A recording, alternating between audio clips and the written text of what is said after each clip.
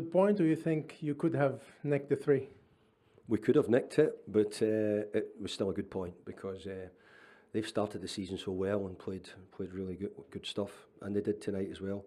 We didn't start the game well. We didn't quite get it right at the start, but we grew into it. We got much better, and certainly by the end of the game, we were a bit of a threat. Disappointing to have that soft goal from them. Really disappointing because we were actually had a bit of control in the game at the time. And we were always worried about sort of emptying the midfield.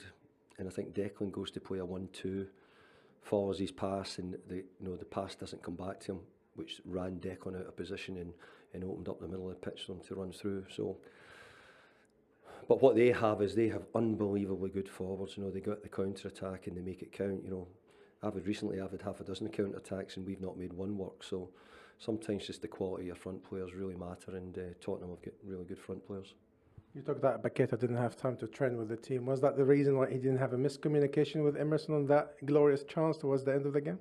Well, they're both Brazilian, aren't they? And I'd hope that there was no problem with communication with those two. They're big friends from Lyon as well. But it was a great opportunity, and and it would have maybe finished off a really good night if we could have scored. But nevertheless, look, we build on a good victory at Villa on Saturday. We take a point against Tottenham. The games are really tough, and the players played well tonight. It's not the great start of the season for you, 3 defeats in a row, but you improved against Aston Villa. Do you think the team has started to click into the new season now? Well, look, if you ask me the question that way, I actually had a win in Europe, so we didn't have 3 defeats in a row. We actually won some games in between. But if you're only referring to Premier League games, I accept that. But I also would hope that you'd understand we've won an awful lot in the last 2.5 years.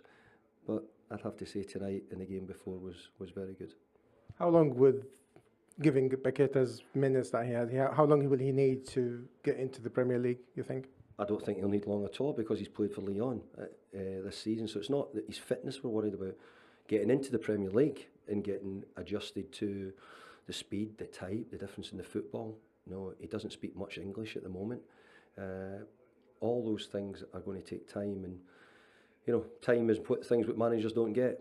But hopefully Paqueta will be given that opportunity to show exactly how good he is, and we hope he's going to be a great player for us. You mentioned the last 2 seasons, and we were there witnessing how great West Ham did under your management. Is this season going to be a little bit more difficult because of the expectations are higher and because you spend quite some money as well? Yeah, much more. But I heard people talking about us making a record signing, but still wasn't as big as Tottenham's record signing or Arsenal's record signing or any of the others' record signing. So we've got a long way to go to catch them. So it's good that we're lifting expectations. That's my job. But it's also people with a little bit of understanding of the game will realise exactly where we are.